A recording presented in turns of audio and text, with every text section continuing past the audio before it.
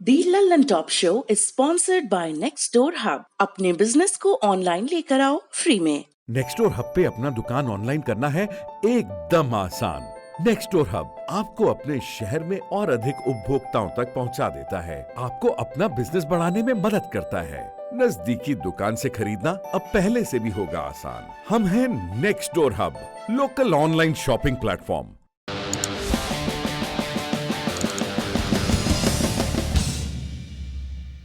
नमस्कार, सौरभ द्विवेदी नाम है हमारा और आप देखना शुरू कर चुके हैं the Lallantop show. App ban करने के बाद अब विचार चल रहा है कि भारत में 5G टेक्नोलॉजी के लिए जो इंतजाम किया जाना है उसमें से भी चाइनीज वेंडर्स को बाहर किया जाए। दो कंपनियां हैं जिनके उपकरणों पर दुनिया भर में चिंता जताई गई है। क्या 5G भी उस संदेश का हिस्सा बनेगा जो हम चीन को देना चाहते हैं? बड़ी खबर में आज इसी पर बात करेंगे, लेकिन उससे पहले बात उस तस्वीर पर जिसे पूरा देश बार बार देखता है, फिर नजर हटाता है, लेकिन तस्वीर आंखों के सामने से जाती नहीं। एक बेजान शरीर जमीन पर पड़ा है, उसके ऊपर 3 साल का बच्चा बैठा है। हमारे समाज में अलिखित नियम है कि हिंसा हो सकती है, लेकिन उसे दिखा नहीं सकते। इसलिए आपको इस ब्लर कर दी गई तस्वीर में ये नजर नहीं आएगा कि जो शरीर जमीन पर है उसके कपड़े खून से सने हैं, बच्चा गुमसुम है।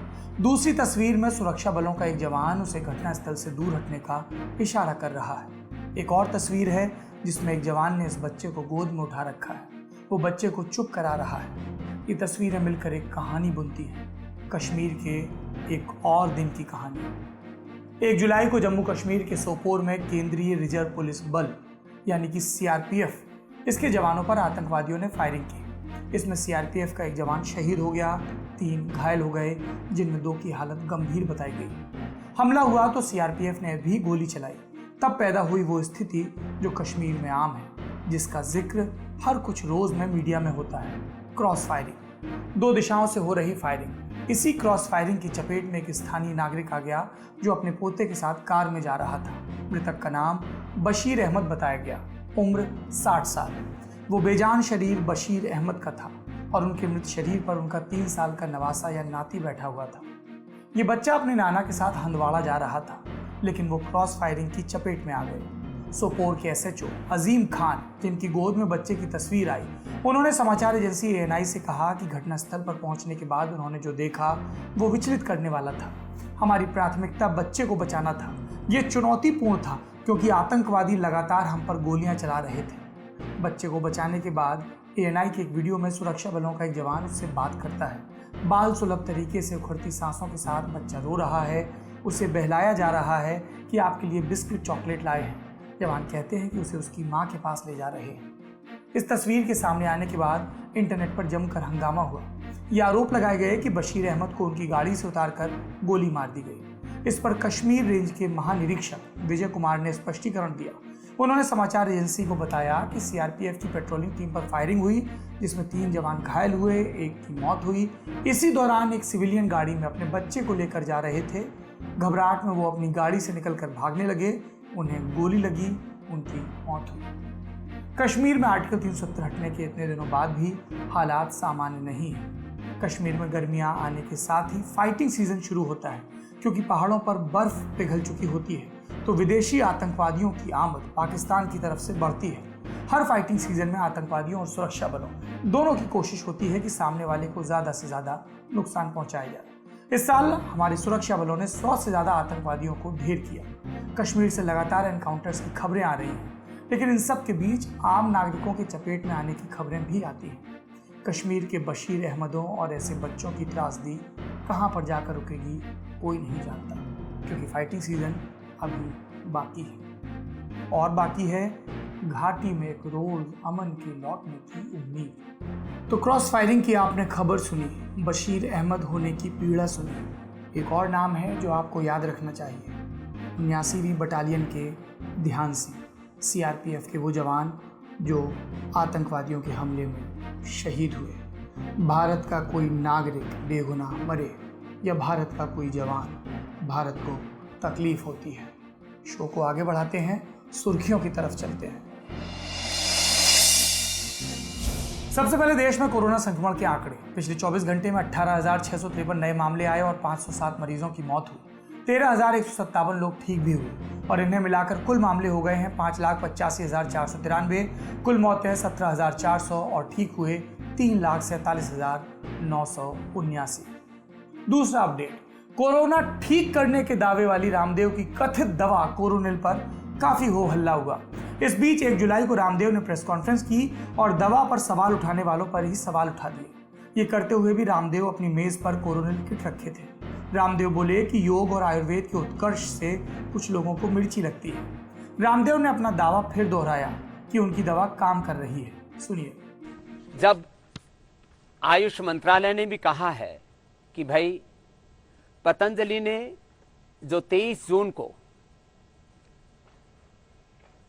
कोरोना के संदर्भ में जो randomised placebo control double blind clinical trial किया, ये मेडिकल टर्मिनोलॉजी है।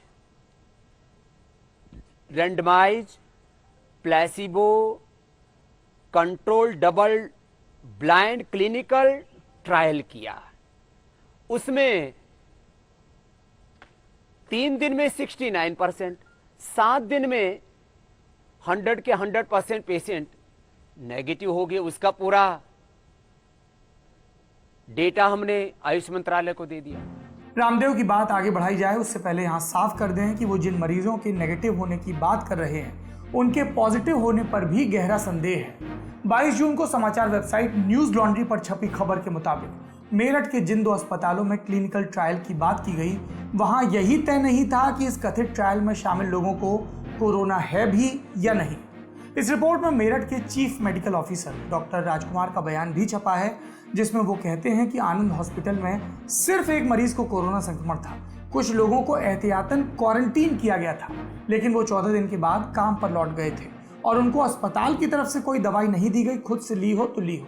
और ऐसे में जब कोई पॉजिटिव ही नहीं आया तो दावे के असर, दवा के असर की बात कैसे की जाए। और ऐसे में उन्हें कोविड नेगेटिव बताना नैतिक रूप से गलत है। जिन्होंने पतंजलि की दवा नहीं ली वो भी 14 दिन में ठीक हो रहे हैं।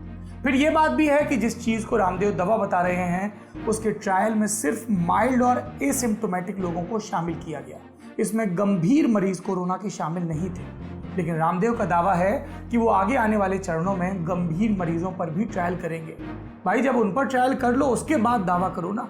अगर गंभीर मरीजों का इलाज नहीं हो रहा है तो बाकी जो एसिम्प्टोमेटिक हैं या माइल्ड हैं वो तो सामान्य दवाइयों से भी ठीक हो रहे हैं। रामदेव कह रहे हैं कि कोरोना के इलाज के लिए चल रही दूसरी दवाएं और उनकी कीमत बहुत ज्यादा है। उन्होंने इस पर सवाल उठाया और विक्टिम कार्ड भी चला। सुनिए। एक कोरोना के बारे में हमने क्लिनिकल कंट्रोल ट्रायल का डेटा सामने रखा तो मानो तूफान सा उठ गया, भूकंप सा आ गया, सूलें हिल गई। उन ड्रग माफियाओं की, उन एमएनसीज के माफियाओं की, उन भारत और भारतीयता स्वदेशी विरोधी ताकतों की जड़ें हिल गई। और ये हो गया। ये टाई साई पहनने वाले ये तो रिसर्च करते थे, ये लंगोटी धोती पहनने वाले कब से रिसर्च करने लगे? तो तुमने ठेका ले रखा है कि तुम ही रिसर्च करोगे। एक सन्यासी एक साइंटिस्ट की भूमिका में नहीं हो सकता। एक आचार्य वो जो है उस साइंस और टेक्नोलॉजी में रिसर्च में काम नहीं कर सकता। ये कौन सी अस्पृश्यता है? ये एक नई इंटचेबिलिटी, एक नई अस्पृश्यता, एक नई घृणा, एक नया उन्माद, ये किस तरह का हेट का दौर है? ये किस प्रकार से एक पूरी की पूरी एक सामंतवादी, एक साम्राज्यवादी सोच है कि कोई वेद पढ़ा हुआ, कोई भगवा कपड़ा पहनने वाला, कोई सन्यासी, कोई आचार्य कैसे रिसर्च कर सकता है? यहां यह साफ किया जाना चाहिए कि किसी ने भी कोरोनिल पर इसलिए सवाल नहीं उठाया कि वो आयुर्वेदिक दवा है या फिर उसे बनाने वाला एक सन्यासी है जो भगवा पहनता है। कोरोनिल को लेकर सवाल इसलिए पूछे गए क्योंकि केंद्र से लेकर उत्तराखंड तक सरकारों ने प्रेस को यही बताया कि उनके पास किसी क्लिनिकल ट्रायल की जानकारी नहीं पहुंची है। लाइसेंस भी कोरोना की दवा बनाने के नाम पर नहीं दिया गया था, इसलिए दावे पर संदेह जायज था। वैसे रामदेव रुकने की मूड में नहीं है। आज उन्होंने कहा कि वो और दवाओं के क्लिनिकल ट्रायल में लगे हैं। उन्होंने प्रधानमंत्री मोदी की इच्छा का भी हवाला दिया। अभी तो एक स्वासारी को, एक कोरोनिल को, इनको ही हम एक एविडेंस बेस्ड मेडिसिन के तौर पर उनको क्लिनिकल कंट्रोल ट्रायल का प्रोसीजर फॉलो करते हुए एक ड्रग के तौर पर हम प्रस्तुत कर रहे हैं। आने वाले समय में जैसा प्रधानमंत्री मोदी जी की भी इच्छा थी और आयुष मंत्रालय भी चाहता है कि आयुर्वेद की औषधियों को एक पूरी दुनिया ड्रग का दर्जा दे, उनको एक एविडेंस बेस्ड मेडिसिन के तौर पर हम स्थापित कर पाएं, तो मैं आज पूरे फक्र के साथ हम इस बात को कहता हूं, लगभग 1 साल का वक्त लगेगा हमें, 1-1 महीने में 2-2 महीने में आपको हम खुशखबरी देते रहेंगे। 1 घंटे से भी लंबी चली इस प्रेस कॉन्फ्रेंस का हासिल था रामदेव का ये ऐलान कि आयुष मंत्रालय से उनके सारे विवाद खत्म हो गए हैं, प्रतिबंध हट गए हैं। ये स्वासारी, ये भी फेफड़ों की इम्यूनिटी बढ़ाती है, और ये तुलसी घनवटी, गिलोय तुलसी स्वासारी, गिलोय तुलसी स्वासारी और अश्वगंधा, ये इम्यूनिटी बूस्टर के तौर पर हैं। इनका भी करोड़ों लोग प्रयोग कर रहे हैं और इससे लाभान्वित हो रहे हैं।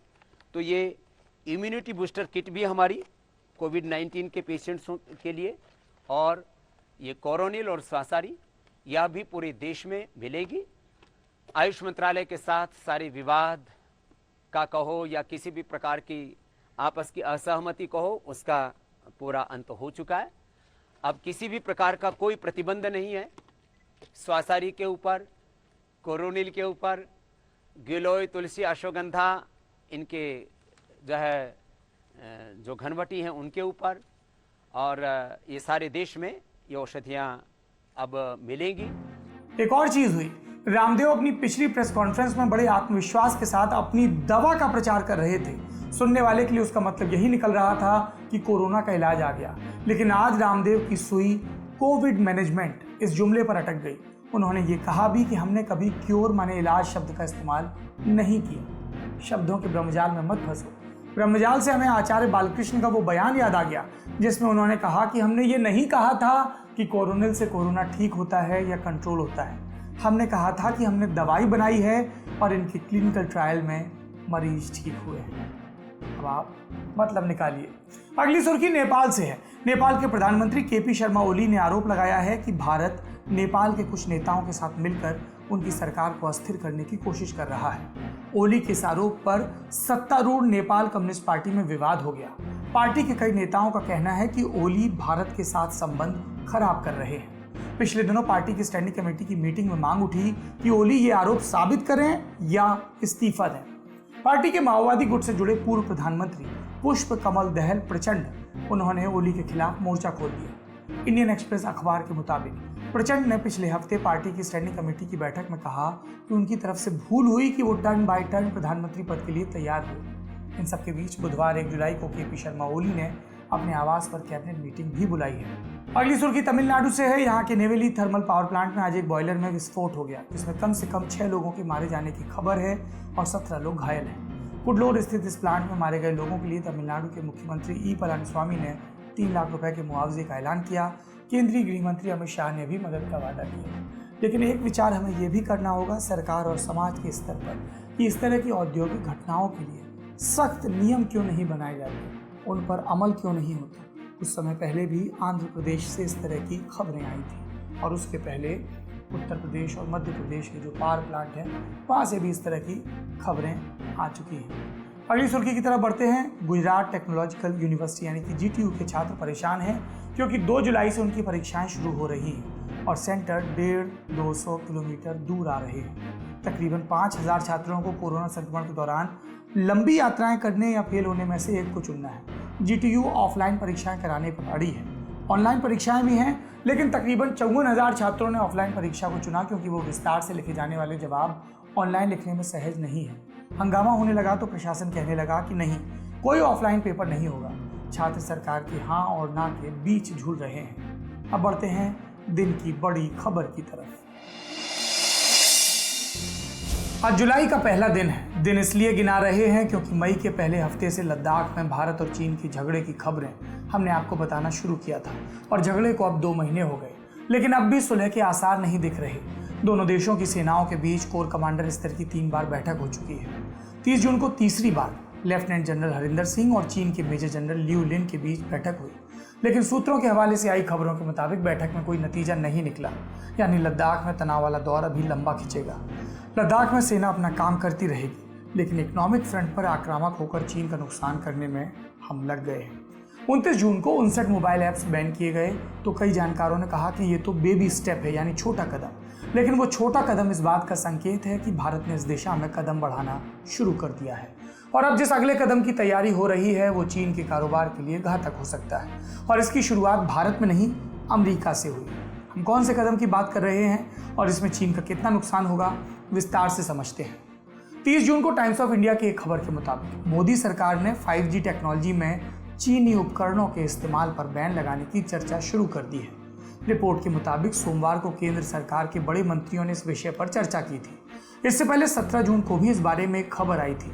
टेलीकम्युनिकेशन डिपार्टमेंट के सूत्रों से खबर थी कि BSNL और MTNL के 4G विस्तार के लिए निकाले गए टेंडर में हुआवे या ZTE जैसी चीनी कंपनियों को हिस्सा नहीं लेने दिया जाएगा। अब आप पूछ सकते हैं कि 3G या 4G ये नेटवर्क तो आपके आइडिया, एयरटेल या जियो जैसे टेलीकॉम कंपनियों से मिलता ही है, इसमें चीनी कंपनियों का क्या रोल है? ये समझने से पहले हमें 4G और 5G वाला चक्कर समझना होगा। 80 के दशक में वायरलेस सेलुलर टेक्नोलॉजी की शुरुआत हुई। इसके जरिए दो लोग मोबाइल के जरिए आपस में बात कर सकते थे। ये मोबाइल टेलीकम्युनिकेशन की पहली पीढ़ी थी, फर्स्ट जनरेशन, यानी 1G। इसके बाद से मोबाइल कम्युनिकेशन टेक्नोलॉजी में हर बड़े बदलाव को एक नई जनरेशन की शुरुआत कहा गया। इसलिए आया 2G जो डिजिटल था और जिसमें मैसेज भी किए जा सकते थे। फिर 3G ने दुनिया को ठीक ठाक स्पीड का इंटरनेट दिया। 4G ने इंटरनेट की स्पीड को इतना तेज़ किया कि बिना बफर किए हाई क्वालिटी वीडियो स्ट्रीम की जा सकती थी। अब हम 5G के मुहाने पर खड़े हैं। 5G 4G से 100 गुना तक तेज़ होगा। इसमें ज़्यादातर उपकरणों को तार से जोड़ने की ज़रूरत खत्म हो जाएगी। चीन में ये शुरू भी हो चुका है। 4G या फिर 5G जैसी सुविधाओं को हमारे आपके जैसे मोबाइल यूजर्स तक पहुंचाने के लिए टेलीकॉम कंपनियों को कई उपकरण चाहिए होते हैं, जैसे रेडियो, ट्रांसमीटर, टावर, एंटीना और सर्वर। टेलीकॉम कंपनियां इन्हें खुद नहीं बनाती, दूसरी कंपनियों से खरीदती हैं। भारत में इन टेलीकॉम उपकरणों की सप्लाई कई कंपनियां करती हैं। मिसाल के लिए यूरोप की नोकिया और एरिक्सन, चीन की हुआवे और ZTE या दक्षिण कोरिया की सैमसंग। ये भारत के टेलीकॉम उपकरण बाजार की बड़ी खिलाड़ी है, लेकिन इनमें 25% हिस्सेदारी चीनी कंपनी हुआवे और ZTE की है। यानी उपकरणों का भारत में कुल बाजार 12,000 करोड़ का है, तो इसमें 3,000 करोड़ के उपकरण चाइनीज कंपनियां बेचती हैं। हुआवे टेलीकॉम उपकरण बनाने वाली दुनिया की सबसे बड़ी कंपनी है और मोबाइल पार्ट्स बनाने वाली दुनिया की दूसरी सबसे बड़ी कंपनी है। इस कंपनी के जरिए चीन ने कई विकासशील और विकसित देशों में टेलीकॉम इंफ्रास्ट्रक्चर मजबूत करने में मदद की है। पहले भारत में यूरोप से टेलीकॉम उपकरण खरीदे जाते थे, लेकिन 3G और 4G नेटवर्क के लिए हुआवे और ZTE से टेलीकॉम कंपनियों से उपकरण खरीदे गए। आइडिया वोडाफोन के 40% उपकरण चीनी कंपनियों के हैं।